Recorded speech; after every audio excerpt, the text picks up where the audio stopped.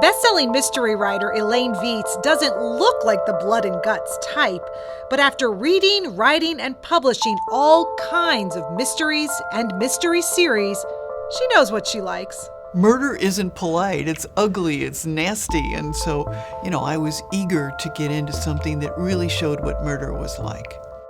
That's exactly what Viets delivers in her best-selling Angela Richman Death Investigator series.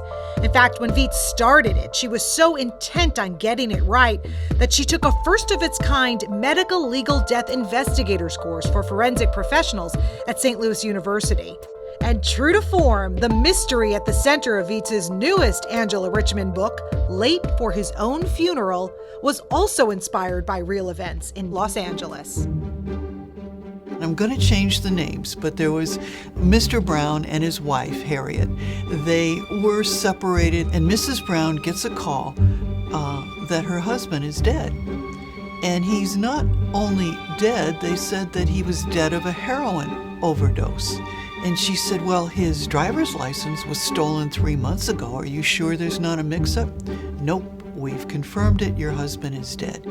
Except that he wasn't. Viets' version, of course, takes place in Angela's hometown, the fictional Choteau County, Missouri, which bears a striking resemblance to another River City suburb that Viets grew up in and covered as a reporter for the Post-Dispatch. But Viets says even though she now lives and writes in gorgeous Hollywood, Florida, she loves revisiting her hometown through the investigative eyes and dry wit of Angela Richman.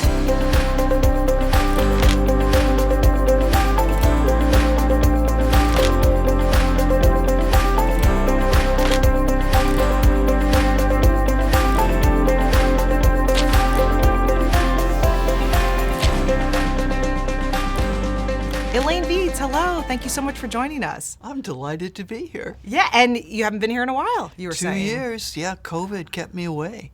Wow, is that the longest that you haven't?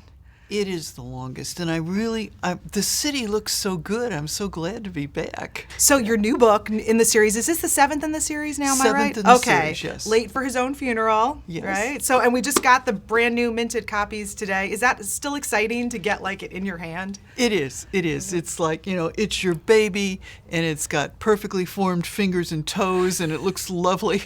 I mean, I'd seen the cover because my publisher's in London, and so they will email me the cover, and I can approve it or not. But when you actually hold it in your hands, it's different. Yeah. And you've had how many books now? Like over 30, right? Right. I think this is 34. Wow. So it's fun to think that with each one, it's still It's still exciting, yes. Yeah. And you can tell that in your writing. It's like you're still really, you just enjoy it so much. That comes across. It is. And it really is a joy for me to write, and I'm lucky because so many people are trapped in jobs that they hate, but they've got to do it because they've got a mortgage and a family.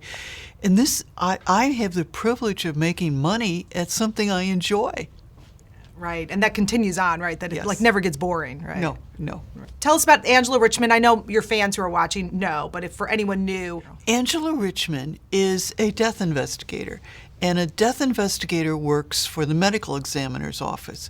And that's a fairly new profession. It was started right here in St. Louis. And in 1978, there was a shortage of medical examiners and pathologists to go out to crime scenes. So they got the idea to train someone who was not a doctor to do this. So Angela, my character, she works for the medical examiner's office. And when there's a murder or any kind of suspicious death, she goes out to the scene. And she's in charge of the body. So she photographs it, and then she begins the body inspection. And they start at the head and work their way down, and she notes everything. She notes if there's any cuts, any bruises, any wounds. She notes if the clothing is appropriate. If you find someone in bed wearing a tuxedo, obviously that's not the proper clothing. So, the death investigator checks all that, and they also check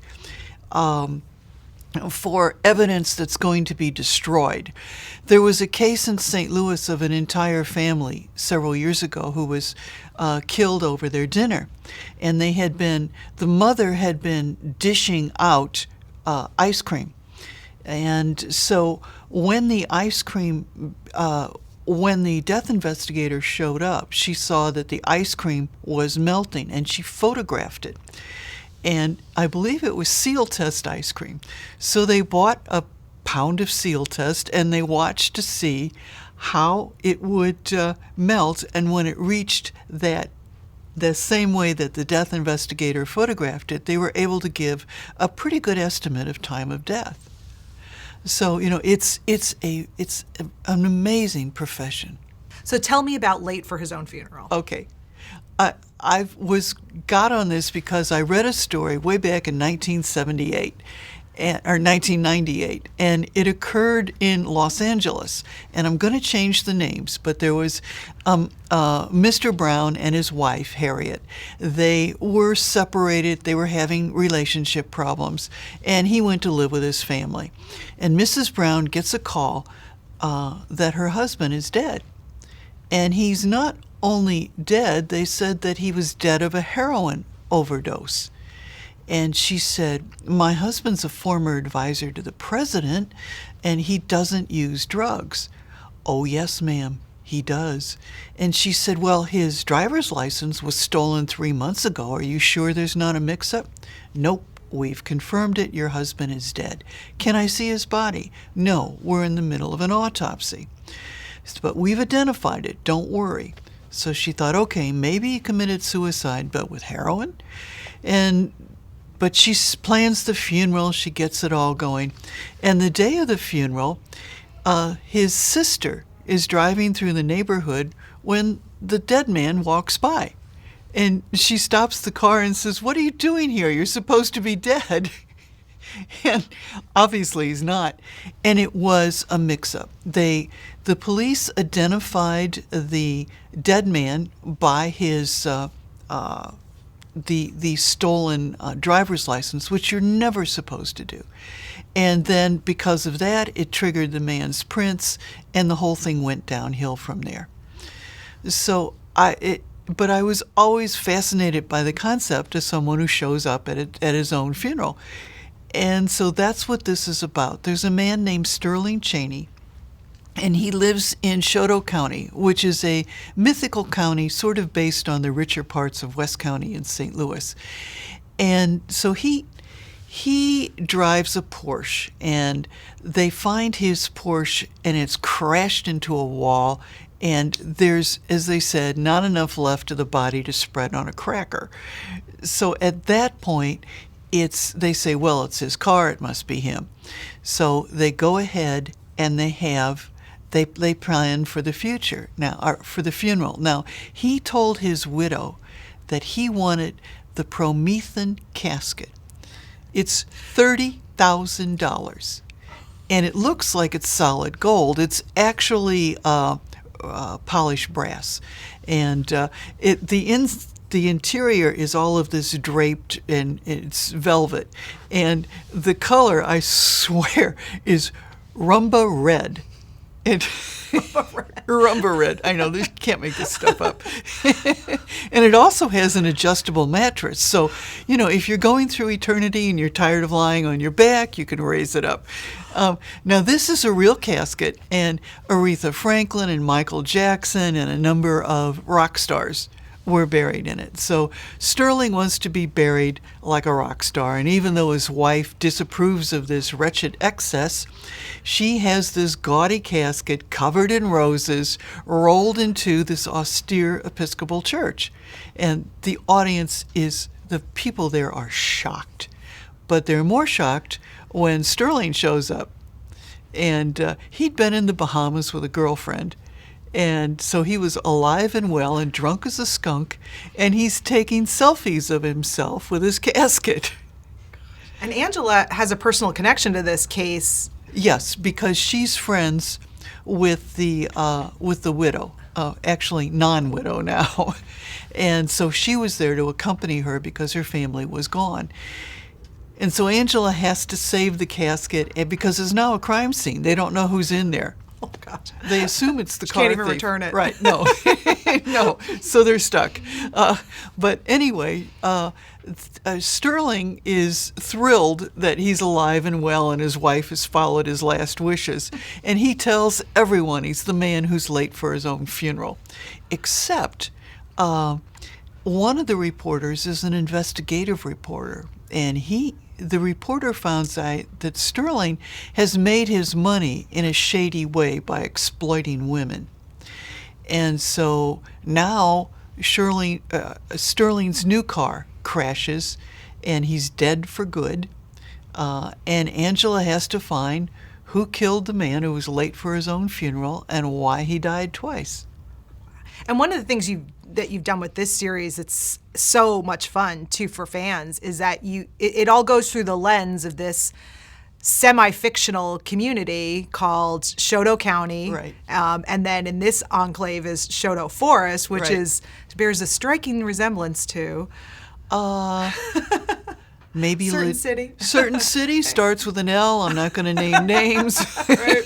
Yeah, you've heard of it, right? Yeah. So it's really fun fun for everyone reading it, but Right. really fun as a St. Louisan to pick out the similarities. Yes. Tell us about that. Well, I was a reporter, as you know, for the Post-Dispatch for many years, and I covered a lot of stories in West County, and some of them I couldn't cover the way I wanted because the publisher lived in West County. So now I get to have some fun.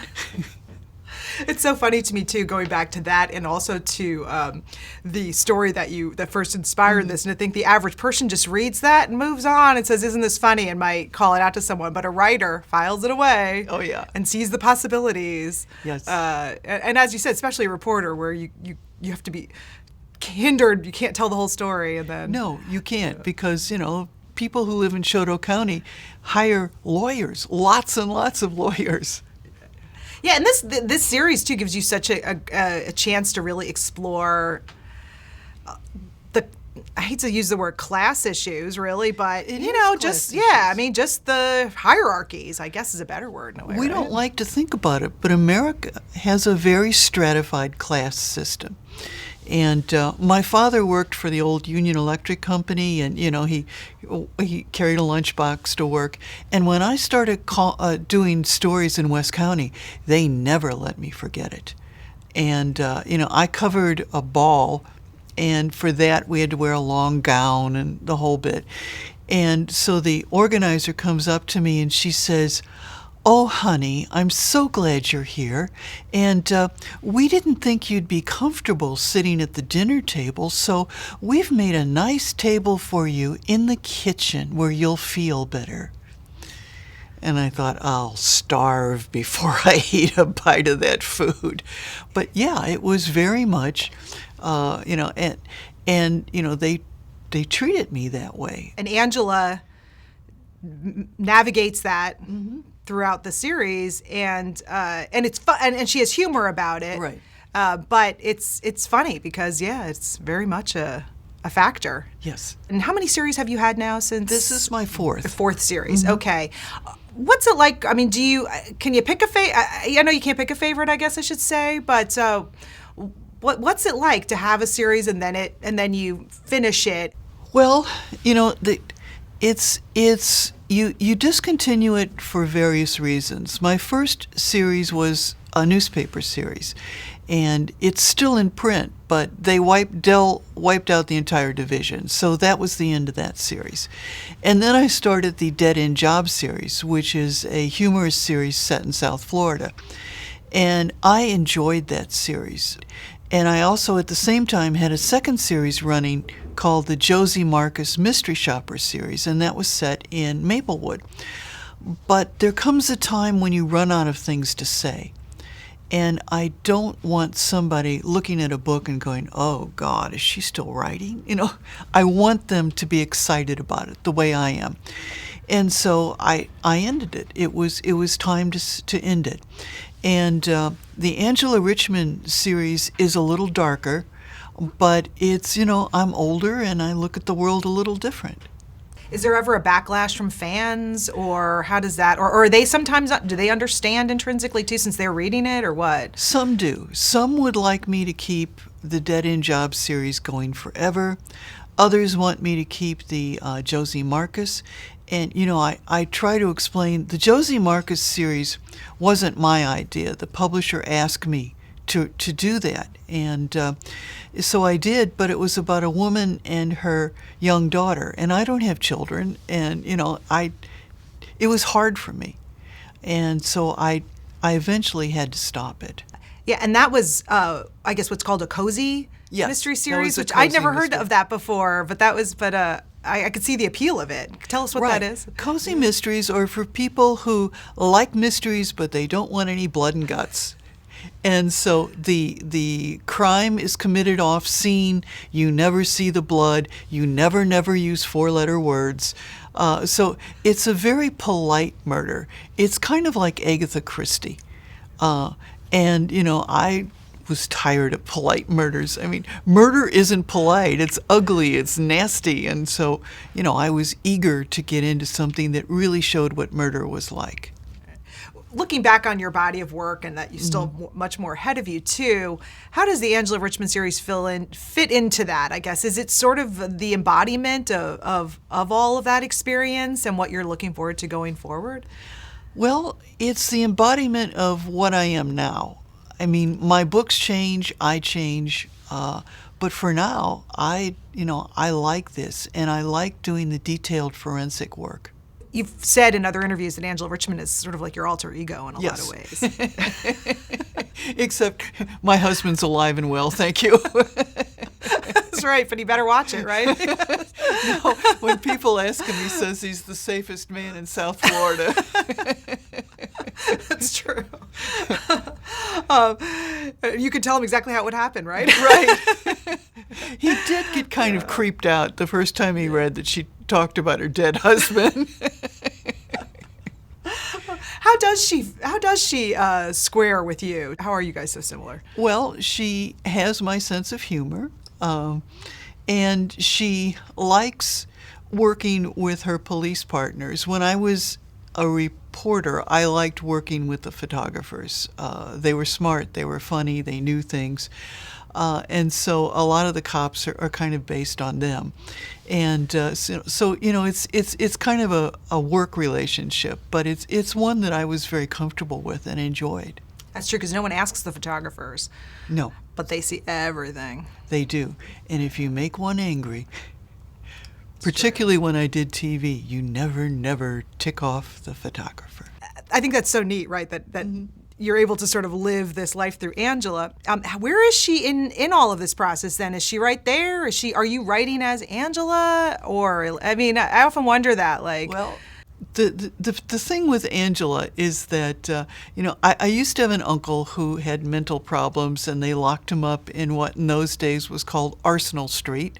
Arsenal Street being the old place for the people who had mental problems. Older St. Louisans will remember that because their mothers would say, "You're driving me to Arsenal Street."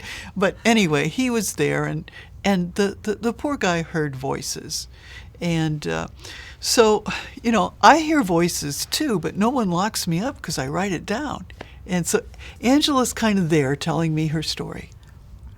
What's your process like? You've mentioned that you love the really deep digging investigative forensic aspect of this. Is that your favorite part of writing these, or tell me about that? Okay. I like the writing and the research, both. But the research, I have a number of good sources, and some of them are pathologists, and so they will give me the details. And a couple of them are ex-cops. And one of them is a very funny former homicide detective. And, he will tell me stories of things that happened. And I'm constantly sending him emails. Do I have enough for an arrest? And he'll say, no, you need this, this, and this. Or sometimes he'll end yes, book 'em, Dano. He must really enjoy that too, being able to. He does too, yeah. He's hilarious. And his wife's a nurse, so she helps out too. And I also have a friend who's head of nurse, or was a former head of nursing. And so I'm always asking, can I kill them this way? And then she says, no, you need to do this. And, so I get to talk to my friends about how to do this. The writing is a solitary process. I go into my room and I get up. I'm not an early riser. I get up about 8 or 9 and I have breakfast and I play with the cats and, talk to my husband. And then I go into my office and, it's a job. So I sit down and I look at half an hour of cat videos and then I go to work. And I usually write from about 10 o'clock to 1 o'clock. And then I'll break for lunch. And then I'll come back and I'll write from 1 to 4 or 5. And, then I take the day off and I go for a walk. 3 days a week I work out in the gym. You have to. Otherwise, you sit and you spend too much time in your mind.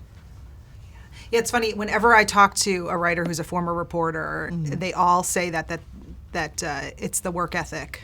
Yeah. That really, that's where they learned it and how valuable it's become. It's a job.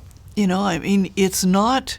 It's you go to work, and you don't treat it like you're waiting for inspiration to strike. It doesn't happen, and you sit down and write. And if you don't feel like writing, you write anyway. And I don't believe in writer's block. My grandfather was a security guard, and he worked for a company on the riverfront, and in the winter it was cold. And there's no such thing as security guard block. You get fired. So writer's block is an affectation.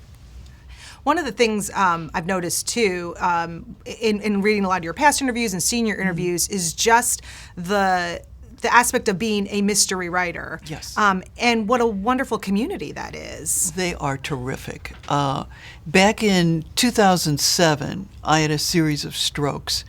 And, I've made a good recovery. But I was about to leave on tour with my new hardback. And the mystery community came in, and they held a coast-to-coast tour for me. And instead of going to the bookstores for themselves, they went to the bookstores and sold my books. And they saved my career. That's what a great community this is. I feel like that also infiltrates just the writing, excuse me. It just seems like there's a real joyfulness to, even these are like, you're investigating death. Right. But there just seems to be a real, joyfulness too in being able to sort of map out this story and be part of it. Yes, it's kind of an evil glee, Like a support group for people. Right. But the mystery writing community really has a lot of kind people, and they help one another. And they truly believe that when the tide rises, all boats float. So they help young writers get started. They give them lots of advice. They give them good reviews. They tell them where to go. They keep them in the community. And that's not necessarily the norm from what I've seen. No, it's not. For many other genres anyway. Yeah. Right, yeah. So tell me about your fans. Last 2 years I know have been very hard on authors, especially authors like yourself who have such a huge fan community. Where you're really close with your fans and you've seen them over the years. Well, I am. And because I wrote for the Post-Dispatch for God knows how many years, and I was on TV, I've been in their living room, and so St. Louisans are friendly to begin with. And, they'll come talk to me. Last night I was at the library and everybody came up to my table. They had a story. They read a column. They knew me from the past. One of them brought her son, who I'd interviewed when he was 5. He's now a grown man, and he's a teacher. But it was fun. It was like a big family reunion. And, I miss them because when I was a newspaper writer, it was instant feedback. If something was wrong or something was good, I knew it right away. For a book, it's, I wait 6 months to a year. So, it's good to hear from everybody. When you're writing, where are the fans in that process? I've had some authors say, I just can't think about that. I have to write what's in my head. And then others say, yeah, I want it to be kind of a conversation. I'm always fascinated to hear each author's perspective on that? I feel like, my grandfather was a great storyteller. So what I hope I'm doing is sitting down and telling my friends a story. And that's what I want my readers to know. Let me tell you what happened to Angela this time, and it's a long story, but I think you'll enjoy it. What's next for Angela? Angela is doing The Mystery of the Cursed Crypt. So will she travel for this then? Or? No. Oh, no. Is it still? No. It actually happened elsewhere, but I've transported it to Choteau County. Oh, so it's rooted in a real It's rooted incident in a real incident, yes. Wow. So that's what's churning through your head now, That's right? what's churning through my head, yes. So you've told us, right, you now live in Florida. Right. And I understand you just recently changed even your whole housing situation to where you have an even better view. Yes. So what's your day like as a writer? We were very lucky. We sold our condo in Fort Lauderdale and moved 10 miles down to Hollywood. And we live on a barrier island between the ocean and the Intracoastal. In this window, I see the ocean. In this window, I see the boats on the Intracoastal. Gosh, wow. It's a nice life, and I hope I can keep it for a while. Thank you so much for joining us, Elaine. It has been so great to talk to you. Thank you, Brenda. I've enjoyed it.